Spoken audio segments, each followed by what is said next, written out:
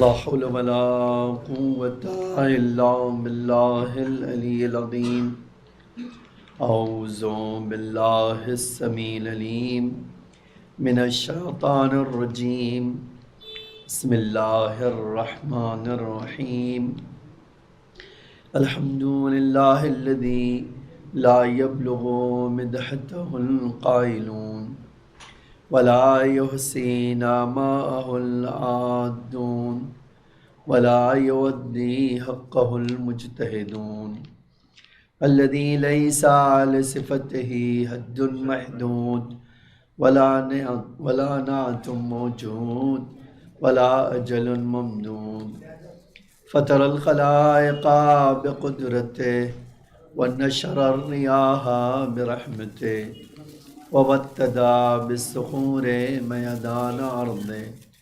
ثم الصلاة والسلام والتحية والإكرام على بشير النذير والسراج المنير حبيب إله العالمين أبي القاسم المصطفى محمد.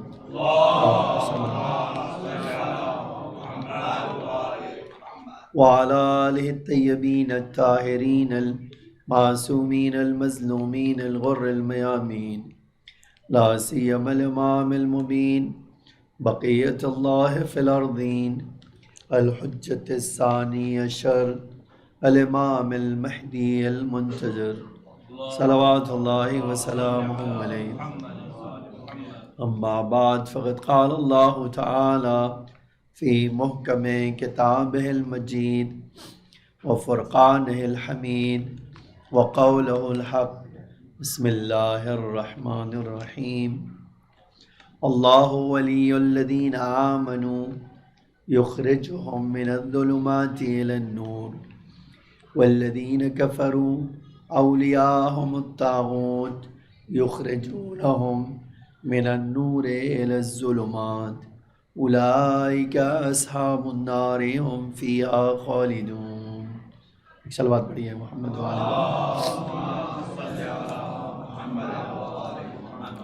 ایک سورہ حمد کی درخواست ہے مرحوم اشفاق حسین زیدی، مرحومہ خاتون جہاں زیدی اور تمام مومنین. ایک صلوات پڑھیے محمد وآل محمد صلی اللہ علیہ محمد. آیت الکرسی، میں نے کل کہا تھا آیت الکرسی کی ایک آیت ایک نظریے کے مطابق یہ بھی ہے جس میں اللہ کہہ رہا ہے کہ میں تمہارا ولی ہوں.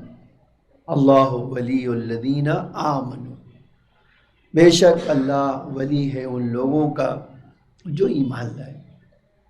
اگر ولی ہے تو کیا کرے گا؟ اللہ خود کہہ رہا ہے چونکہ میں ولی ہوں اس لیے کیا کرتا ہوں، یخرجہم من الظلمات الی النور، ان کو اندھیرے سے نکالتا ہوں نور کی طرف لاتا ہوں. پلٹ کے اللہ اسی کے مقابل میں کہتا ہے والذین کفروا، اور وہ لوگ جنہوں نے کفر اختیار کیا، اولیاءہم الطاغوت، ان کے سرپرست طاغوت لوگ ہیں، ظالم و جابر لوگ ہیں. اللہ کیا کہتا ہے یخرجونہم من النور الی الظلمات، یہ میرے بندوں کو نور سے اندھیرے کی طرف لے جاتے. اولئک اصحاب، یہ وہ دوست لوگ ہیں جو جہنم کی طرف ہمیشہ کے لیے لے جائیں گے. اگر اس آیت پہ تھوڑی سی دقت کریں تو دنیا میں اللہ کہہ رہا ہے دو ہی جو ہے لفظ تھوڑا میں جو انتخاب کر رہے ہیں، دو ہی جو ہے مرکز ہے، دو ہی موقف ہے، دو ہی اسٹینڈ ہے، ایک شیطانوں کا، ایک رحمان کے بندوں کا. خوب، شیطانوں کا اسٹینڈ کیا ہے؟ شیطان کا اسٹینڈ تکبر تھا. یاد رکھیں دنیا میں شیطانی اسٹینڈ کیا تھا؟ تکبر. خوب، اور رحمانی تواضع. دیکھو بالکل اپوزٹ میں ہیں آپ. ایک طرف وہ لوگ ہیں جو متکبرین جابرین، ٹھیک ہے، اور ظالمین یہ لوگ ہیں. دوسری طرف کیا ہے؟ متواضعین، خاشعین، مطیعین. تو دو ہمیشہ سے اللہ، اور اللہ کیا کہتا ہے؟ اللہ کہتا ہے میرے بندے کیا ہوں گے؟ خادم ہوں گے. میرے بندے کیا ہوں گے؟ مطیع ہوں گے. میرے بندے کیا ہوں گے؟ تواضع ہوگا، ایروگنس نہیں ہوگا ان کے اندر، تکبر نہیں ہوگا ان کے اندر. اچھا، اب جب ہم آتے ہیں ولایت کی بات کرتے ہیں، ولایت کا کل میں نے آپ کے سامنے کہا تھا سمپل قانون یہ ہے. کیا ہے سمپل قانون؟ یہ ہے اللہ قرآن میں کئی جگہ یہ کہتا ہے، سورہ اعراف خاص طور سے پڑھیے، الم اعہد الیکم یا بنی آدم، اے آدم کی اولاد ہو، سارے کے سارے سے تم سے عہد و پیمان لیا. حتیٰ اللہ مجلسی نے 70 حدیث، آپ دقت کریں، 70 حدیث ایک چیپٹر میں لکھا کہ دنیا میں جتنے شیعہ ہیں ہر ایک اللہ سے عہد و پیمان کر کے آیا. اس کا مطلب کیا ہے؟ آپ شیعہ یوں ہی نہیں بن گئے، اللہ کی مہربانی تھی جو عہد لے کر کے بھیجا تو شیعہ بنایا. ایک صلوات پڑھی ہے محمد وآل محمد. لیکن جب کوئی چیز اللہ دیتا ہے نا، اب دنیا میں کوئی چیز آپ لینا چاہیں، آج آپ دیکھیے کوئی پوسٹ آپ لینا چاہیں تو آپ کو کیا ہوگا؟ ذمہ داری خود بخود آ جائے گی، اور جتنی بڑی پوسٹ کا آپ مطالبہ کریں گے اتنی بڑی ذمہ داری آئے گی. اچھا، اسی حساب سے آپ کو سہولت بھی فراہم کی جائے گی. ظاہر سی بات ہے جب ذمہ داری ملتی ہے اور جتنی بڑی پوسٹ لیں گے اتنی آپ کو کیا ہے؟ ذمہ داری بڑھے گی. لیکن اسی کے مقابل میں کیا ہوگی؟ سہولت. اور ایسی سہولت کہ آپ اور میں تصور نہیں کر سکتے. آج کبھی اللہ نہ کرے، اور انشاءاللہ آج شاید آپ نہیں دیکھ سکتے، میں نہیں دیکھ سکتا ہوں، لیکن ائمہ کہتے تھے تم ناز کرو گے اپنے اوپر، خالی تمہاری آنکھیں بند ہونے دو، تم ناز کرتے ہوئے کہو گے اے اللہ، اے کاش میں نے دنیا میں کچھ اور بھی کیا ہوتا تاکہ ولایت سے نزدیک ہوئے ہوتے. ٹھیک ہے، ایک دن ایسا آنے والا ہے. خوب، میں اسی بات کو کہ چونکہ میرا موضوع یہ ہے ولایت جو ہے کہ تقاضے کیا ہیں اور رزلٹ کیا ہے. ٹھیک ہے، تو کہا کہ ولایت جب اللہ دے رہا ہے تو 70 حدیث اللہ مجلسی نے ایک جگہ نقل کی کہ اس دنیا میں آنے سے پہلے تم سے ایک وعدہ لیا گیا.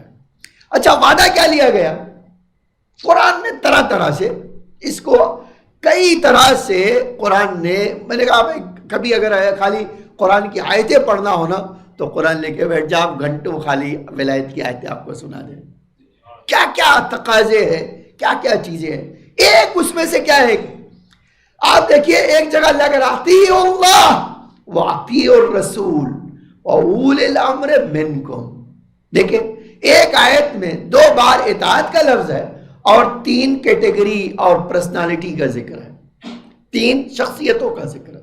اور 2 بار اطاعت ہے. ایک کیا ہے؟ اطیعوا اللہ، اللہ کی اطاعت کرو. اطیعوا اللہ کا مطلب کیا ہے؟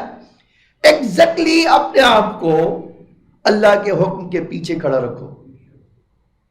ٹھیک ہے، اطاعت کا مطلب ہے نقش قدم پر چلنا. آپ کبھی سوچئے، آج جناب سلمان کے بارے میں ایک جملہ کہا جاتا ہے کہ کسی جو ہے کھجور کے باغ میں مولا کائنات اور جناب سلمان جا رہے تھے. پانی بھی اس باغ میں چل رہا تھا، پانی باغ میں ساری طرف پانی بھر دیا گیا تھا. اور اب جب باغ کا مالک ہے نا، اس سے گیا دیکھا تو اب پانی جب ڈال دیں گے تو اب کیا ہوگا؟ آپ کے قدم کے نشان پڑیں گے. وہ دیکھ کے حیران رہ گیا کہ 2 آدمی گئے اور ایک پیر کا نشان ہے. اب دیکھیے 2 آدمی اگر آگے پیچھے جا رہے ہوں اور ایک ہی نشان ہو تو اسے میں حیران رہ گیا کہ بھئی ایک طرف مولا کائنات ہے، ایک دوسری طرف سلمان ہے. مجھے صرف مولا کا نقش قدم نظر آیا، سلمان کا نظر نہیں آیا. تو پوچھا اس کی وجہ کیا ہے؟ کہا سلمان جس کو مولا مانتے ہیں اس کے قدم کے ساتھ قدم نہیں رکھ سکتے، اس کے قدم کے پیچھے رکھتے تھے، تو جب مولا قدم اٹھاتے تھے تو سلمان رکھتے تھے۔ اس لیے دنیا میں اگر آپ کو کسی معراج تک پہنچنا ہے تو اپنے آپ کو ایگزیکٹلی سیٹ کرنا ہوگا، کیسے؟ اپنے مولا کے مطابق، ٹھیک ہے؟ نقش قدم آپ کو، اگر آپ اپنا نقش قدم بنانا چاہتے ہیں، اس کا طریقہ یہ ہے کہ آپ مولا کے نقش قدم کو اپنا لیجیے۔ ایک بار آپ جانیں گے نا۔ اچھا، اب ایک سوال تھا، ایک طرف کا اللہ کی اطاعت کرو اور دوسرے دو اطاعت ایک ساتھ، اطیعوا الرسول واولی الامر منکم۔ تو اے اللہ دو بار لفظ اطیعوا، تین کیٹیگری کیوں؟ فرمایا اس لیے کہ اللہ سے بڑھ کر تو کوئی ہے نہیں، اللہ کی ذات سے تو کوئی بلند نہیں ہے، ٹھیک ہے؟ پھر اس کے بعد دو کا ایک ساتھ کیوں ذکر کا؟ اس لیے کہ مسلمانوں کو سمجھانا تھا اگر رسول کی اطاعت الگ ہوتی، اولو الامر کی اطاعت الگ ہوتی، تو ایک بار اور اللہ کو اطیعوا کہنا چاہیے تھا، ہے نا؟ ایک بار اور کہنا چاہیے تھا، لیکن ایک بار کہہ کے دونوں کا ذکر کر کے اللہ بتانا چاہتا تھا کہ نبی کو دیکھ لو تو امامت سمجھ میں آ ہی جائے گا، یا الفاظ بدل کے کہہ دے کہ امام اور نبی میں کوئی فرق نہیں ہوگا۔ اگر فرق ہوتا تو ایک بار لفظ اطیعوا کا اور ذکر ہوتا تھا، ٹھیک ہے؟ اتنی بات آپ نے جان لیا کہ امام اور نبی کوئی فرق نہیں کرتا، تو اب ذمہ داری اللہ نے قرآن میں بتائی، کیا بتائی؟ ما اتاکم الرسول فخذوہ وما نہاکم عنہ فانتہوا، جو رسول دے وہ لو، ٹھیک ہے؟ اور جس چیز سے منع کر دے اس سے دور ہو جاؤ۔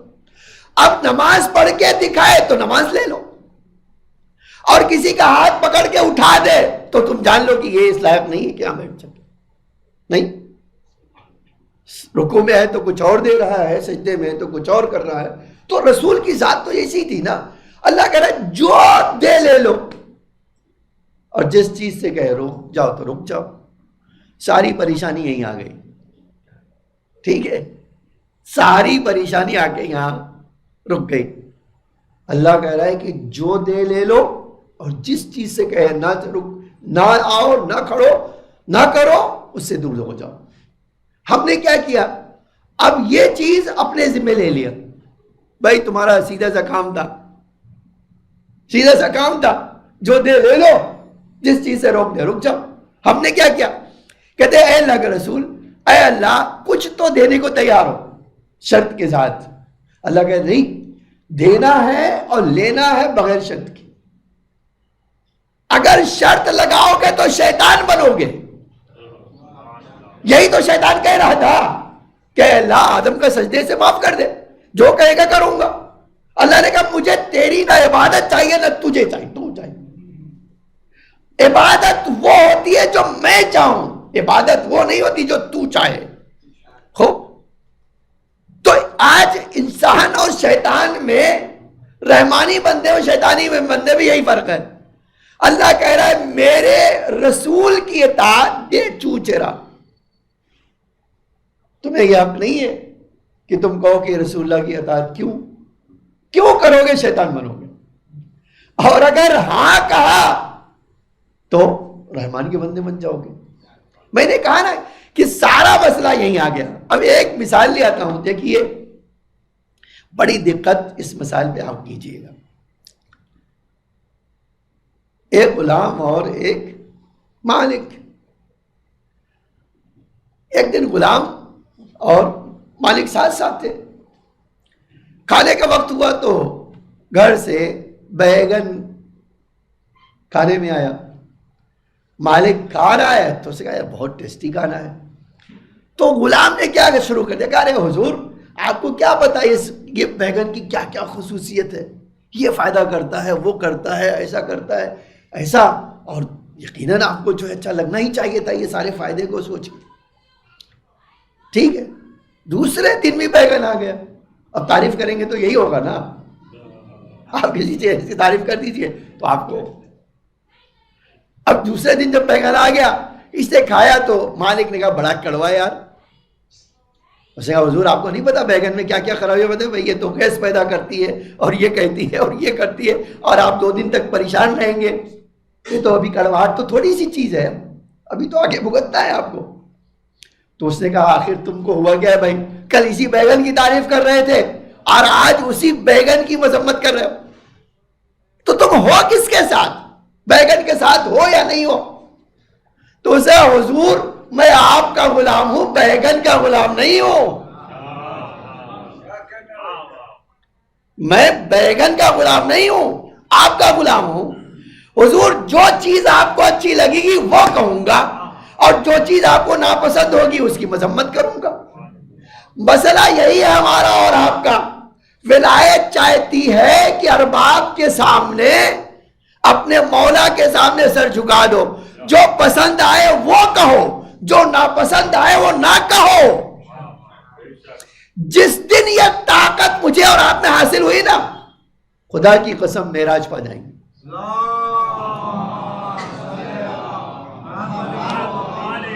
اور دیکھیے یہ عہد و پیمان میں ہے. ہاں آپ امام زمانہ علیہ السلام کی زیارتیں پڑھیے,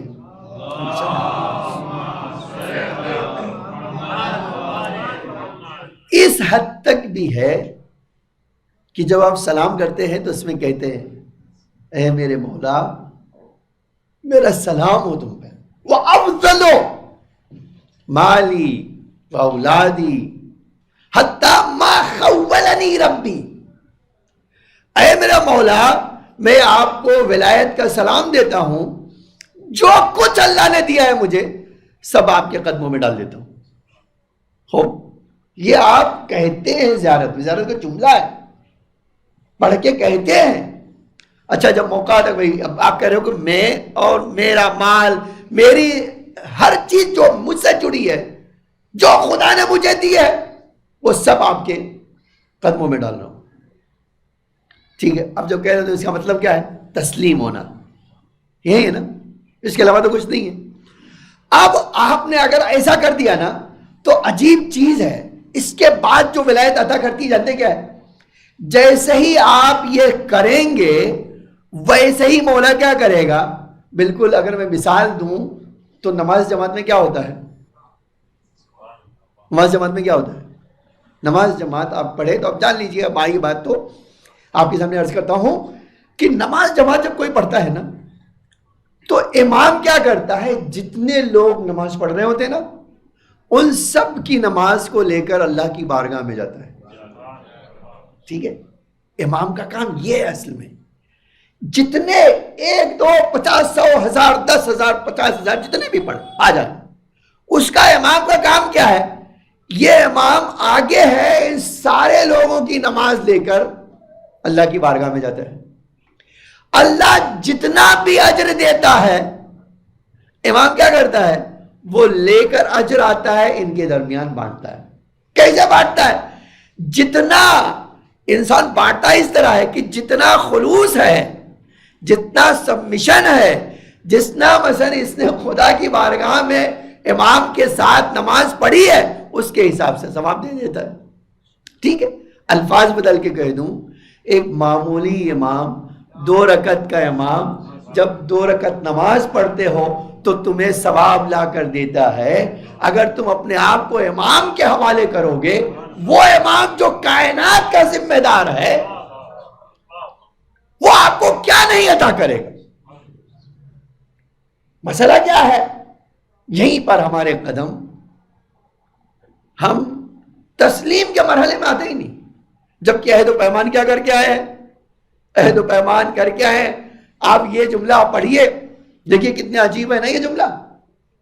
دعائے عہد امام صادق پڑھ کہتے ہیں 40 دن پڑھو گے تو کیا کرے گا اللہ؟ تمہیں امام کے ناصروں میں قرار دے گا, اور اگر مر گئے اور ظہور ہوا تمہاری قبر سے اٹھا کر لا کے کھڑا کر دے گا. ٹھیک ہے, اتنی طاقت آپ کو. دنیا میں پلٹنے کا کوئی راستہ نہیں ہے. یہاں پلٹنے کا راستہ ہے تو کیا؟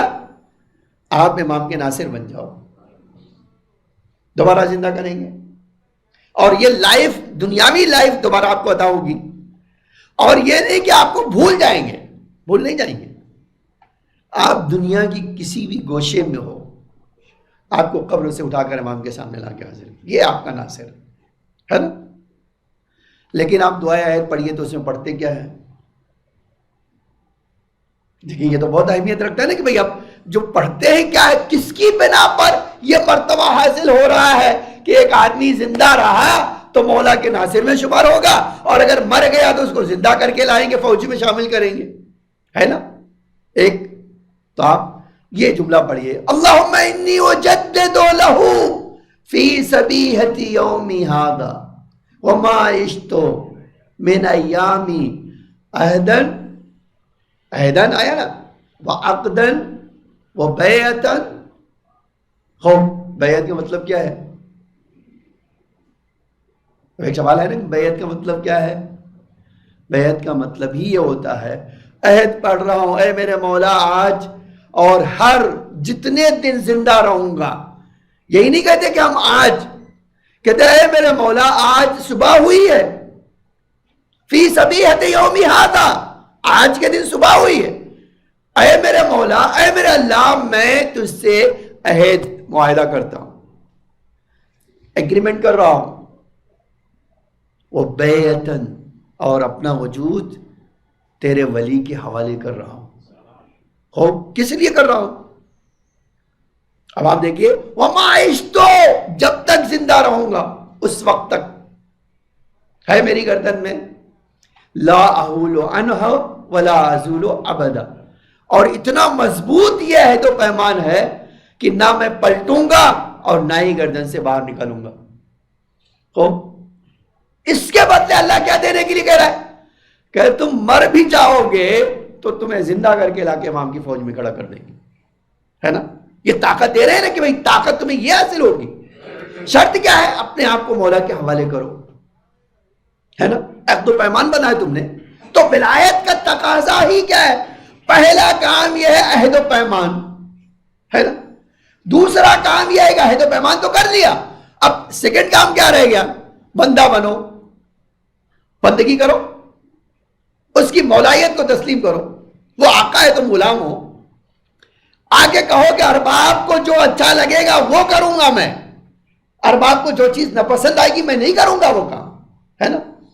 یہ کر لو، پھر آؤ دیکھو تمہیں کیا ملے گا. پلٹ کے جملہ کہہ دوں، کیا نہیں ملے گا.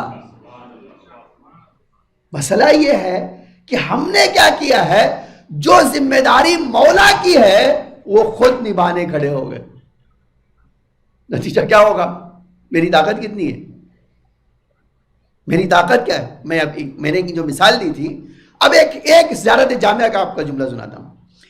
اللہ کہہ رہا ہے من اراد بکم من اراد اللہ، جو اللہ کی طرف جانا چاہتا ہے، جو بھی کائنات میں جس کو اللہ کی طرف جانا ہے، من اراد اللہ بدع بکم، اس کی شروعات آپ سے ہوگی. اس کا مطلب کیا ہے؟ کوئی بندہ دنیا میں اللہ کے دروازے تک پہنچ ہی نہیں سکتا بغیر ولی خدا کے.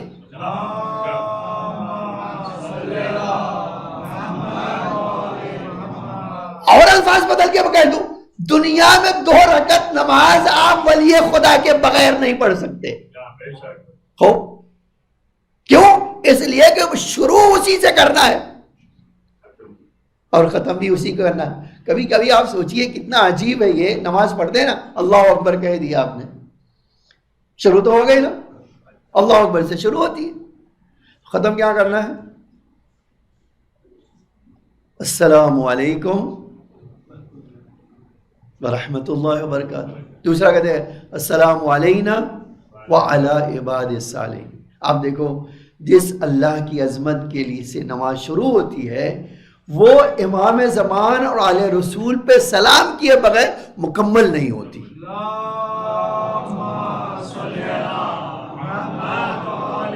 تو اگر میری عبادت میں، ساری عبادتوں میں نماز سے بڑھ کے تو کچھ ہے نہیں، ہے نا، نماز سے بڑھ کے تو کچھ بھی نہیں ہے. اس نماز کو بھی میں اللہ کی بارگاہ تک لے جانا چاہتا ہوں تو شروع تو اللہ سے کرو، لیکن جب تک ان پہ سلام نہیں کرو گے تمہاری وہاں تک پہنچے گی نہیں. یہ گجب بات ہے کہ یہی وہی وہابی جو کہتے ہیں کہ بھائی سلام کرنا حرام ہے، نماز میں وہ بھی سلام کرنے میں مجبور ہے. دیکھو کتنا عجب ہے. ان کے بغیر بھی سلام تو ہوتا نہیں، کبھی غور کرتے نہیں کہ بھائی ایک بار غور ہی کر لو. تو یاد رکھیں کہ ولایت کا ایک اہم تقاضا کیا ہے؟ عہد و پیمان کر کے اس دنیا سے آئے. اب دوسرا کام کیا ہے؟ تسلیم ہونا. اب ایک آپ کبھی سوچئے، ایک مثال نہیں ہمارے پاس، ہزاروں مثال. جناب سلمان کے لیے کہ امام صادق نے ایک جملہ فرمایا. وہ جملہ کیا ہے؟ کہا یہ بندہ جو سلمان فارسی سے سلمان محمدی بن گیا، اس کی خصوصیت ہی یہ تھی کہ اس نے اپنے دل کی خواہش کو بھی اپنے مولا کی خواہش کے مطابق کر لیا. دل میں تو یار آپ کبھی سوچئے، عمل میں کرنا تو شاید ممکن ہو، لیکن دل میں انسان وہ خواہش اپنے مولا کی خواہش کے مطابق ڈال لے، یہ کتنا ضرور، کتنی بڑی منزلت اور چاہیے، کتنا بڑا رتبہ چاہیے واقعی کہ آج میں اپنے دل میں کوئی ایک تصور بھی امیجن بھی نہ آنے دوں امام کے بغیر. یہ کتنی بڑی بات ہے. خوب اب آ جاتا ہوں. دیکھیے اتنی دیر تک میں نے آپ کو کہا کہ یہ تقاضۂ ولایت ہے. کیا کریں ہم کہ ہمیں اللہ کی بارگاہ میں جانا ہے تو اس کا ایک ذریعہ اللہ تعالیٰ نے کیا قرار دیا ہے؟ امام.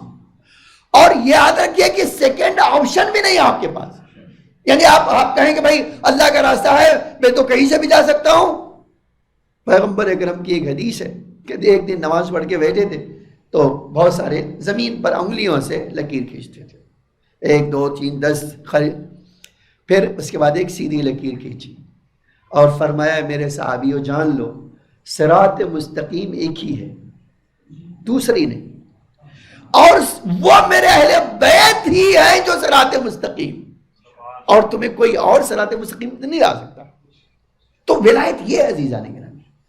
اب آنا چاہتا ہوں ہماری منزلت اور آپ کی منزلت جو ہے نا طے کیسے ہوتی ہے؟ دنیا میں ہر انسان کا مرتبہ طے ہوتا ہے اسی ولایت کے معیار پہ تول کر. جتنے آپ کے اندر میرے اندر جو ہے نا جتنی اس ولایت کے سلسلے میں سبمیشن ہے اتنا ہی ہمارا مرتبہ بنے گا. ٹھیک ہے، آپ یاد رکھیے گا آئندہ جو آپ کی اور میری شکل اور بننے والی ہے وہ اس کو تول ہی اسی لیے تو کہا گیا ہے، یہ حدیث کا جملہ ہے، یا علی انت میزان الاعمال، اے تم اعمال توڑنے کا ترازو ہو. اس کا مطلب کیا ہے؟ نماز توڑی جائے گی، پہلے علی ہوں گے ترازو. پوچھا جائے گا کہ علی کی ولایت کے بغیر نماز پڑھی ہے؟ تو یہ نماز نہیں ہے. اب یہ حدیث پڑھیے، کافی میں ایک حدیث ہے، عجب ہے یہ واقعہ حدیث کا، ولایت کے بغیر کوئی نماز پڑھے تو اس طرح ہے جیسے گناہ کر رہا ہو. تو بہت میں حیران رہ گیا یہ حدیث سن کے کہ اللہ تیری نماز ہے اور تو کہہ رہا ہے کہ یہ نماز اگر ولایت کے بغیر پڑھی تو اس سے بہتر تھا جا کے گناہ کر لیتے. یہ بتانا کیا تھا؟ بتانا تھا دیکھو شیطان بھی نماز پڑھتا تھا اور اس سے بڑی تو تم نماز پڑھ ہی نہیں سکتے ہو. اس نے بھی ولایت کا انکار کیا تو اللہ اس نے 1 سیکنڈ میں باہر نکال دیا. تو تمہاری کیا حیثیت ہے؟ ٹھیک ہے. اب آنا چاہتا ہوں دیکھیے اسی ولایت کا ذکر جب آیا تو اس کی ایک پہچان کیا جانتے ہیں ہم؟ فرمایا پیغمبر اکرم نے جس آدمی کے دل میں ہماری ولایت ڈالی جائے گی اس کو 10 چیزیں اس دنیا کی اور 10 چیزیں اس دنیا کی اسپیشل عنایت ہوگی. اب جب یہ دیکھیے جب یہ حدیث پڑھتے ہیں نا تو مجھے اور آپ کو چیک کرنا چاہیے کہ بھائی میرے پاس ولایت کا کتنا معیار ہے. کیا اللہ کا رسول کہہ رہا ہے کہ اگر کسی کے پاس یہ ولایت ہے تو 10 چیزیں اسپیشل اس دنیا میں ہوں گی اور 10 اس دنیا کی. خوب اب اگر میرے پاس ہے یا نہیں ہے تو یہ تو آپ کو چیک کرنا ہوگا نا، مجھے چیک کرنا ہوگا بھائی ہے یا نہیں ہے. ٹھیک ہے. پریشانی ہماری یہ بھی ہے کہ ہم چیک نہیں کرتے. آج چوپڑا بمبئی والے کہتے ہیں، مجھے تھوڑا لفظ استعمال کرنا ہو تو یہ بھی کہہ دوں ہر آدمی کا چوپڑا گورنمنٹ دیکھتی ہے نا. کہتے تمہارا چوپڑا کیسا ہے یہ بتاؤ. اور ہر آدمی کوشش کیا کرتا ہے؟ سیدھے سے بات کرتا ہے، یہ کرتا ہے، وہ کرتا ہے، وہ دنیا بھر کا کام کرتا ہے. کس لیے؟ کہیں گردن نہ پکڑ لے گورنمنٹ، ہے نا. اور جتنا بڑا کاروبار ہوتا ہے اتنی ہی زیادہ مصیبت ہے نا. ہے کہ نہیں؟ یہ تو آپ دیکھ رہے روز آپ کی میری زندگی کا ایک حصہ بن گیا ہے.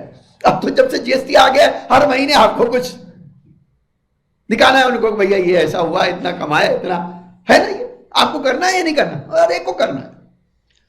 اور کوشش کتنی کرتے ہیں. اگر جی ایس ٹی سے فرار چاہیے تو کیا کیا کرتے ہیں، ہے نا. اب ایک سوال ہے کہ انسان چند روپے کما رہا ہے تو اس کے لیے گورنمنٹ کا ٹیکس دینے کے لیے اور ٹیکس سے بچنے کے لیے کیا کیا کر رہا ہے. اللہ کہہ رہا ہے میں ایک نامہ اعمال تمہارا تیار کر رہا ہوں. پرواہ ہے؟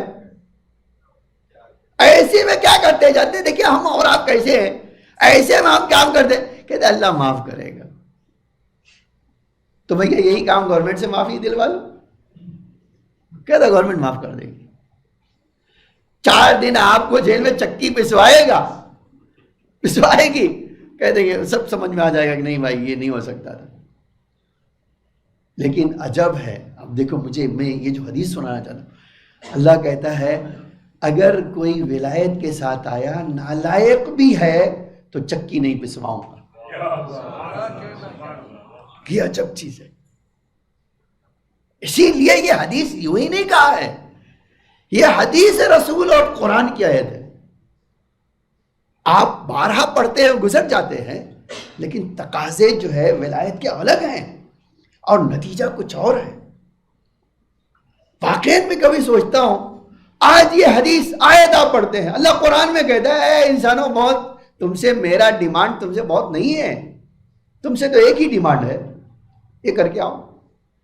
اب وہ حدیث سنیے، آیت سن لیجیے پھر حدیث سناتا ہوں.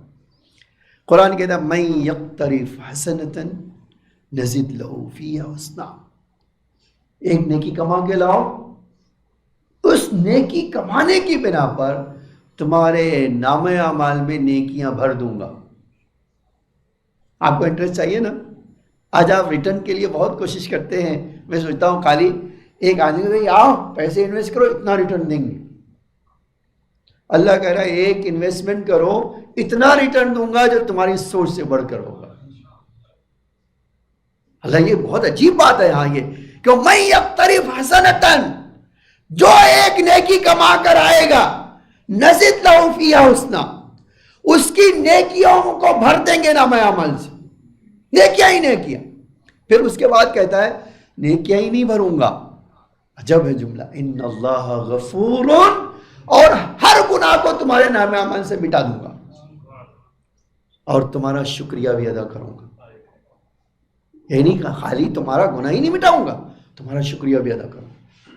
اب آپ ڈھونڈیے بھیا اسلام میں کون سی نیکی ایسی ہے؟ نماز پڑھنا، روزہ رکھنا، حج کرنا، کیا ہے اسلام میں؟ اللہ تعالیٰ قرآن میں کہتا ہے کہ ایک نیکی تلاش کرو، کماؤ، ایک نیکی کماؤ، اور اگر وہ کما لیا تم نے تو تمہارے نامہ اعمال میں پھر کوئی مسئلہ نہیں ہوگا. کیا کروں گا؟ نامہ اعمال نیکیوں سے بھر دوں گا. عجب ہے جملہ. اب آپ دیکھیے رسول اللہ نے فرمایا یا علی حبک حسنۃ، اے علی تمہاری ولایت وہ نیکی ہے جس آدمی کے پاس یہ نیکی آ گئی پھر وہ کچھ بھی کرے گا اللہ اس کو نجات تک پہنچا ہی دے گا.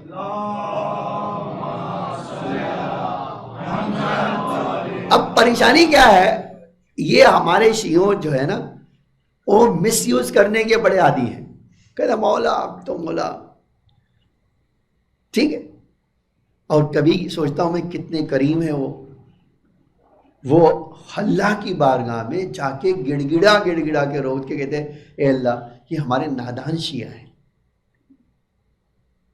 وہ ہمارے جاہل شیعہ ہیں، ان کو پتہ نہیں ہے کہ تو نے ان کی اتنی بڑی منزلت رکھی ہے، اور اے اللہ اس منزلت کی طرف توجہ دیے بغیر وہ کیا کر رہے ہیں؟ وہ شیطان کے راستے پہ جا رہا ہے، اے اللہ اس کے لیے ہم شرمندہ ہیں۔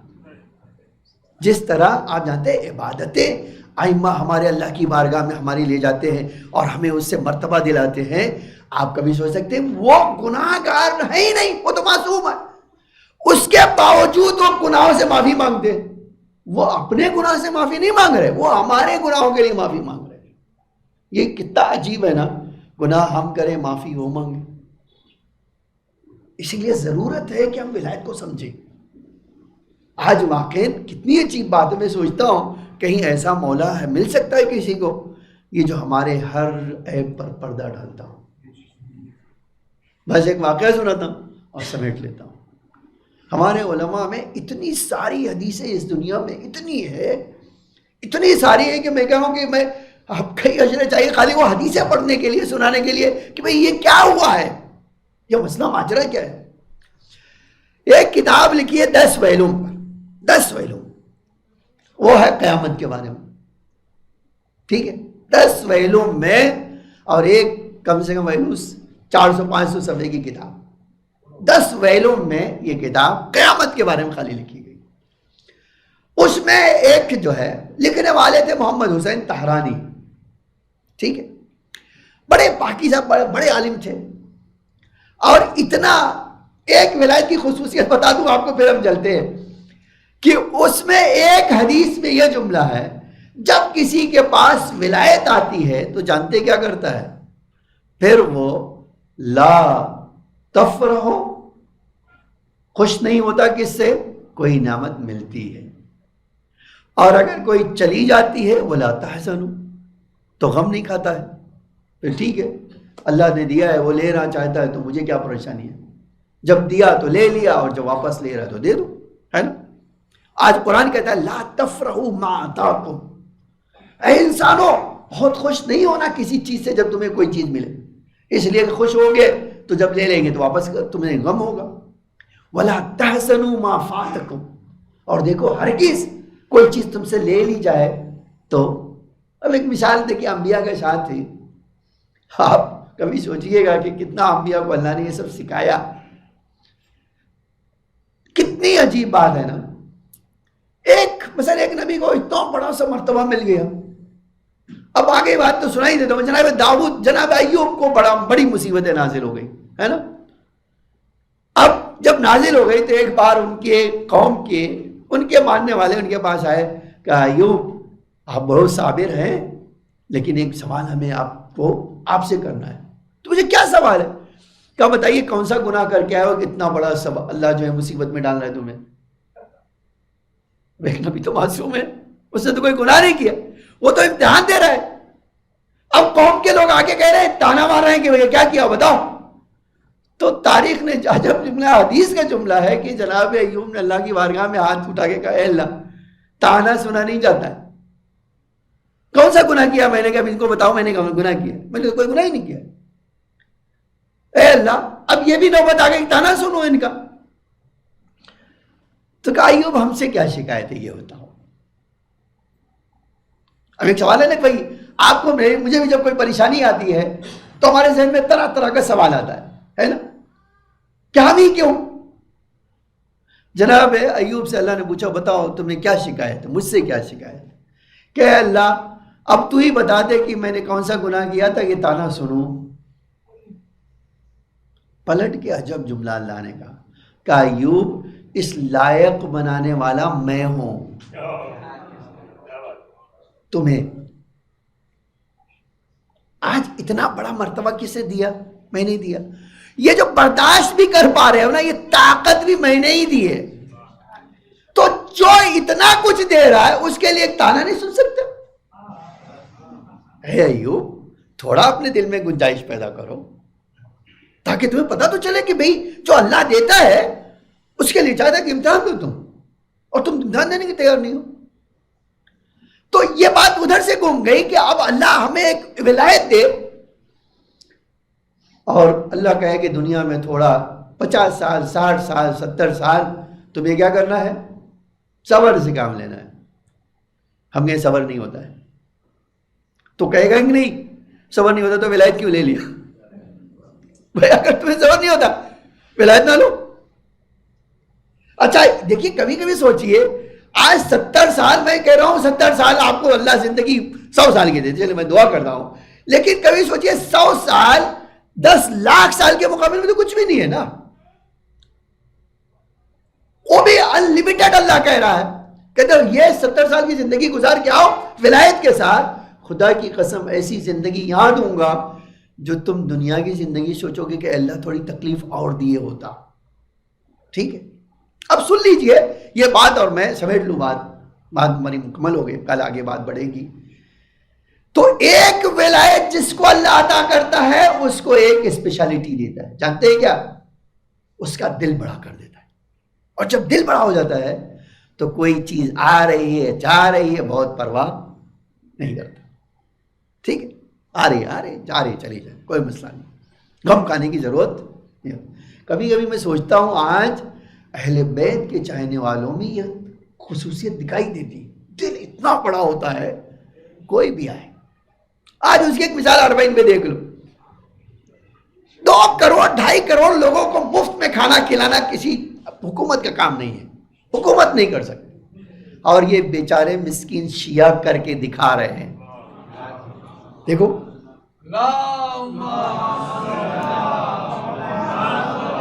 اس سے پتا چلتا ہے کہ اللہ نے اتنا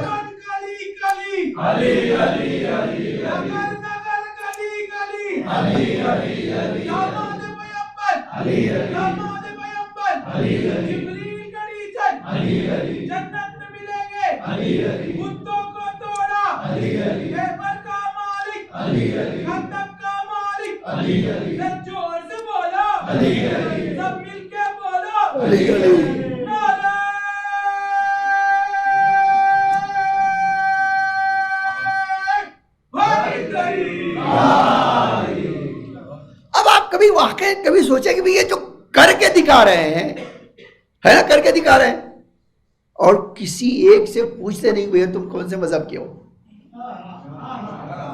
کوئی بھی آ جائے بلا کچھ پوچھے آپ آئے ہو ہمارے مولا کے دسترخوان پہ بیٹھ گئے, بس ہے اتنا ہی کافی. یہ جانتے ہیں وسعت آپ کو قلبی وسعت اللہ کی طرف سے مل گئی, ورنہ آپ اور میرے میں طاقت نہیں تھی. خیر اب یہ کہتے ہیں کہ میں نے کیا کیا, جو کتاب لکھی ہے کہا معاد شناسی 10 جلدوں پہ لکھی ہے, محمد حسین تہرانی نے لکھی. کہتے ہیں میں 1 سال میرے اندر ایک چیز خصوصیت تھی کہ میں سوچتا تھا بھائی اللہ کا پیغام پہنچانے کے لیے ایسے گاؤں جاؤں جہاں کوئی مولوی نہ جاتا. دیکھیں آپ ولایت کے لیے نا آپ کو کچھ نہ کچھ کرنا چاہیے, اس لیے کہ آپ یقین جانیں کہ یہ جو آپ کریں گے نا, آپ کا یہ جو سرمایہ ہوگا نا, انویسٹمنٹ جو ہوگا, شاید آپ آج اس کی قدر و قیمت نہیں آتے, لیکن اس انویسٹمنٹ کی قدر و قیمت اور آپ کی زندگی میں. ایک آدمی مجھے ابھی کل یا پرسوں ملا, بولا مول صاحب میرے ماں باپ اتنے فقیر تھے کہ روز ہم اپنے بچوں کا کھانا نہیں فراہم کر سکتے, لیکن آج میں 500 کروڑ کا مالک ہوں. تو میں نے کہا ارے خیریت تو ہے. اسے کہا میں نے ایک ہی کام کیا ہے, ایک کام پوری زندگی میں, اور آج تک کر رہا ہوں. کسی نے کہا مولا کہ حسین کی نظر چاہیے, یہ نہیں پوچھا کہ کہاں چاہیے. بولا ٹھیک ہے نظر کے لیے پیسے چاہیے, پیسے لے. کہا خدا کی قسم میں یہ نہیں جانتا ہوں کہ میں نے اب تک کتنا دیا ہے, لیکن یہ جانتا ہوں کہ مولا نے مجھے کتنا دیا. اسی بمبئی کا واقعہ بولو کہ تو میں نے آج تک نہیں پوچھا ہے کسی سے. اس سے کہا کہ مولا کی نظر کے لیے پیسہ چاہیے, بس دے دو اس کو. ہمارا اکاؤنٹ کہتے ہیں آپ پوچھتے نہیں ہو, کہتے ہیں میں نہیں پوچھتا ہوں, لیکن جس کے لیے دے رہا ہوں وہ اس سے زیادہ اکاؤنٹ جانتا ہے. تو ٹھیک ہے. اب یہ کہتے ہیں میں گیا وہاں, گاؤں تھا, کسی کو جانتا نہیں تھا. اب گیا پورے گاؤں ٹہلا, کوئی آدمی دکھائی نہیں دیا. تو جو یار کوئی آدمی ملے تو بات چیت ہو, سلام دعا ہو, تو آگے کچھ بات بڑھے, بھائی میں اللہ کا پیغام پہنچانے آیا ہوں. کہتے ہیں اب وہ گاؤں سے گھوم کے باہر نکلا, کوئی دکھائی نہیں دیا. تو ایک جگہ ایک بوڑھا آدمی کھیت میں کام کر رہا تھا. کہتے مجھے تو اللہ کا پیغام پہنچانا چاہیے تھا، مجھے لوگوں کا لشکر تو چاہیے نہیں تھا. میں نے سوچا یہ بوڑھے ہی کوئی کم سے کم. سلام کر کے بیٹھ گئے اسی فارم ہاؤس میں ہی، کھیت میں ہی سلام کیا اور بیٹھ گئے. اسے پوچھا کہاں سے آیا ہو؟ کہا ہم تہران سے آئے ہیں. میں نے پوچھا اس سے آپ کا نام کیا ہے، اور ہم سلام کے بعد پھر میں نے پوچھا کہ آپ کس کو مانتے ہیں، آپ مانتے کس کو؟ تو اس نے کہا دیکھو ہمارے گاؤں میں ہمارا جو ارباب ہے وہ لنگر چلاتا ہے،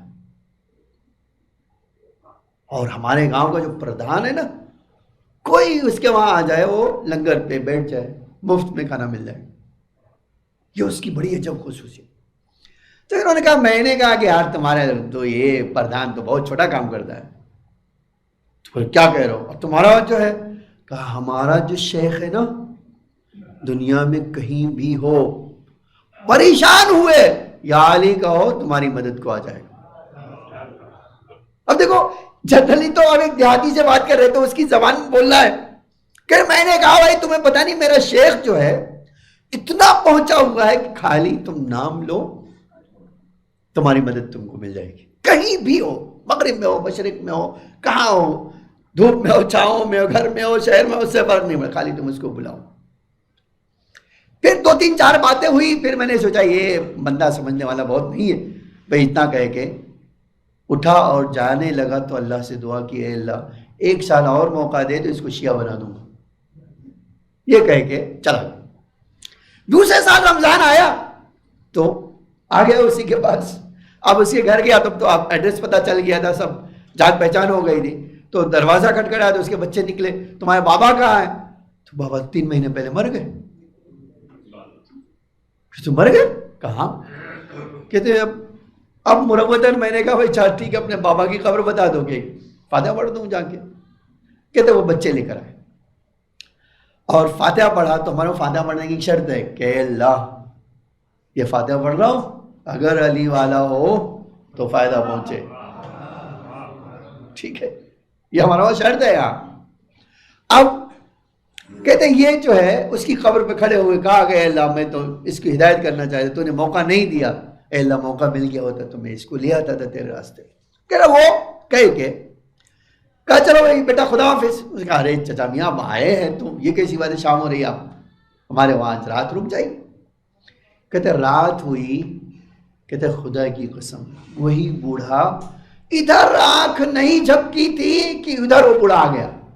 اس نے شیخ آج میرے گھر ہی آئے ہو؟ کہا تمہارے گھر پہ آیا ہوں. کہا یہ نہیں پوچھو گے میں کیوں آیا ہوں تمہارے خواب میں؟ تو کہا تم ہی بتا دو بھائی کیوں آئے ہو. کہا خدا کی قسم تمہارا شکریہ ادا کرنے آیا، تمہارا شکریہ ادا کرنے. اچھا کیوں؟ میں نے کیا کیا تمہارے؟ کہا شیخ تم نے تو وہ کیا ہے جو دنیا میں کوئی نہیں کر سکتا میرے لیے. تو کیا کیا میں نے؟ کہا تو پتا ہے کہ ہماری وہ بات تمہیں یاد ہے نا، تم نے بیٹھ کے ہمیں کیا کہا تھا؟ میں نے کہا تھا میرا شیخ لنگر چلاتا ہے. تم نے کہا نہیں تمہارے شیخ تو کچھ بھی نہیں، میرا تو شیخ یہ ہے. تو کہا کہ اچھا میں جب مر گیا نا، کہا خدا کی قسم آنکھ بند ہوئی اس قبر میں آیا نہیں تھا کہ 2 فرشتے بڑے سے اسلحے لے کر آ گئے. اتنے بھیانک تھے، ادھر قریب آ رہے تھے تو میں اٹھ کر اس دیوار سے چپک رہا تھا. اب جیسے جیسے قریب رہے ڈر کے مارے، اور وہ ایک ہی سوال کرتے تھے کون تیرا رب؟ زبان بند. کون تیرا رسول؟ کہتے اب میں اپنے شیخ کو پکار رہا ہوں جس کو جانتا تھا سب کو بلا.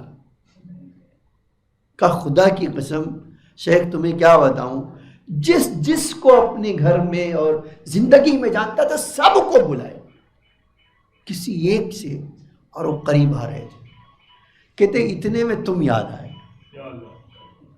تم نے تو نام بھی نہیں بتایا تھا اپنے مولا کا، تم نے کہا تھا میرا شیخ. میں نے تمہارا نام لے کے کہا اے محمد حسین کے شیخ میری مدد کر. کہتے بس اتنا کہا تھا کہ قبر میں میرے اسی سرانے سے نور ظاہر ہوا. اور وہ ظاہر ہوتا تھا وہ فرشتے پیچھے جاتے تھے. جیسے جیسے وہ ظاہر ہو کے سامنے آئے وہ فرشتے دور چلے. اب میں نے ان سے اب تو تھوڑی ہمت آ گئی کہ بھائی دیکھا وہ چلے گئے, اور یہ پوچھا آقا آپ کون ہیں جو اس مصیبت کے وقت میں کام آئے؟ فرمایا تم نے کس کا نام لے کے پکارا تھا؟ کہا میں نے تو آقا بہت سارے لوگوں کا. کہا نہیں, تم نے میرے چاہنے والے کا نام لے کے مجھے پکارا. پوچھا کون؟ کہا تم نے نہیں کہا کہ محمد حسین کے شیخ؟ میں وہی شیخ ہوں. کہا آقا نام بھی بتا دیجئے. کہا میرا نام علی ہے. آپ دیکھیں وہ کہتا ہے شیخ مجھے شکوہ تم سے یہی ہے, اتنی مہربانی کیا تھا تو نام بھی بتا دیتے, مجھے شرمندگی تو نہیں ہوتی. آج تمہارے مولا نے میرے لیے آج یہ کیا ہے, میرے سامنے جنت ہے اور ایک پردہ ڈال دیا. تمہارے مولا نے یہاں بھی فرشتوں کو انتظام کیا کہ وہ مجھے آ کر تعلیم دے, سکھائیں کہ دین کیا ہے, شریعت کیا ہے, نماز کیا ہے, اور ہر روز یہ مجھے سکھانے آتے. مجھ سے کہا گیا جس دن تم سیکھ لو گے اس دن یہ پردہ ہٹ جائے گا, تم جنت میں چلے جاؤ. آپ دیکھو جس آدمی کو نام بھی نہ پتا ہو مولا سے غیب میں مدد طلب کرے تو مولا آپ کر دیتے ہیں. ایک زندگی بھر علی علی کہنے والا جب جائے گا اس کا مرتبہ کیا ہوگا؟ جو زندگی بھر حسین حسین کرتے جائے اس کا کیا مرتبہ ہوگا؟ ائمہ ہمارے ان کی ایک عجب شان ہے کہ دنیا میں اگر ایک بار آپ نے زیارت کی ہے نا تو کہتے ہیں ایک بار اس نے کیا ہے ہم 70 بار اس کی زیارت کرنے کے لیے آئیں گے. آج ہمارے پاس روایت کا جملہ یہ, تم ایک بار آئے ہو ہم تمہیں ہرگز نہیں بھولیں گے. عزیزان گرامی یہ ہے ولایت. اسی لیے ضرورت ہے کہ ہم ولایت کے لیے تھوڑا حساسیت دکھائیں اپنے اندر. بس میں نے مکمل کر لی بات. جب یہ لٹا ہوا قافلہ کربلا پہنچ گیا, جانتے ہیں ان کی ایک عجب شان تھی. آج کسی نے پوچھا مولا, امام سجاد سے پوچھا مولا کربلا جب آئے تو اب تو کوئی پریشانی نہیں تھی, اب تو لٹا ہوا قافلہ آزاد ہو کر کربلا آ گیا تھا, مولا اس کے باوجود آپ صرف 3 دن کیوں رہے؟ فرمایا تم نے نہیں دیکھا نا, میں ان آنکھوں نے جو منظر دیکھا. کہا مولا کیا دیکھا؟ کہا میری بہنیں ایک قبر سے اٹھتی تھی دوسرے پہ اپنے آپ کو گرا دیتی تھی اور اس طرح فریاد کرتی تھی کہ مجھے ڈر لگتا تھا کہ کہیں ان کی جان نکلنا چاہے. آپ اندازہ کریں, میں خالی ایک روایت آپ کو سناتا ہوں. تاریخ کہتی ہے ایک امام سجاد کی ماں جن کا نام رباب بھی تھا, کہتی یہ مولا کی قبر پر آئی تو دھوپ, چٹیل دھوپ, آپ ذرا سوچیں, دھوپ پہ بیٹھ کے رو رہی ہیں, کہہ رہے ہیں میرے آقا انہی آنکھوں سے میں نے آپ کا لاشا اسی جگہ دیکھا تھا دھوپ میں. اے میرے آقا اب یہ رباب کا وعدہ ہے زندگی میں کبھی چھاؤں میں نہیں بیٹھوں گی, میں ہمیشہ آپ کو اسی دھوپ میں بیٹھ کے روتی رہوں گی. آپ اندازہ کریں آج امام سجاد کہتے ہیں اپنی ماں کو لے کر ہم مدینے آئے تو ماں نے کبھی کمرے میں قدم نہیں رکھا, ہمیشہ آنگن میں رکھا کہ رات بھی آئے تو آنگن میں رہنا ہے, رات آئے تو کبھی ہو سکتا ہے تو جانا ہے, لیکن دھوپ نکل آئے تو دھوپ میں بیٹھنا ہے. ایک دن جناب زینب کہتی ہیں میں آئی دیکھا بھائی بھابھی دھوپ میں بیٹھی ہوئی ہے, دوسری طرف سے بارش آ رہی ہے اور طوفان آ رہا ہے, بارش آ رہی ہے. میں نے سجاد سے کہا بیٹا تو امام ہے, دیکھ تیری ماں اس طرح میرے کہنے سے نہیں آئے گی, اگر تو امام بن کے جائے گا تو تیری بات کو مانے گی, بیٹا جاؤ اس کا ہاتھ پکڑ کے لے کر آؤ گھر میں. اب تاریخ کہتی ہے یہ جملہ بی بی رباب نے سنا, امام سجاد آگے بڑھ رہے تھے, ہاتھوں کو اٹھا کر کہا اے اللہ میں نے ایک امام سے کربلا میں وعدہ کیا ہے, ایک امام نے آتا ہے مجھے لینے کے لیے, اے اللہ میرے وعدے کی لاج رکھ لینا, اے اللہ مجھے شرمندہ نہ کرنا. اور باب اعزاز مقتل کا جملہ ہے, ادھر امام سجاد آئے, اماں گھر میں چلیے, دوسری آواز امام یاد کیا ہے، اے بھوپی اماں ارے آگے بڑھئے، ہماری ماں دنیا میں نہ رہی، اے اماں رباب ہم اس دنیا میں نہ رہی، آئیے اور ہم بی بی کے جنازے کو.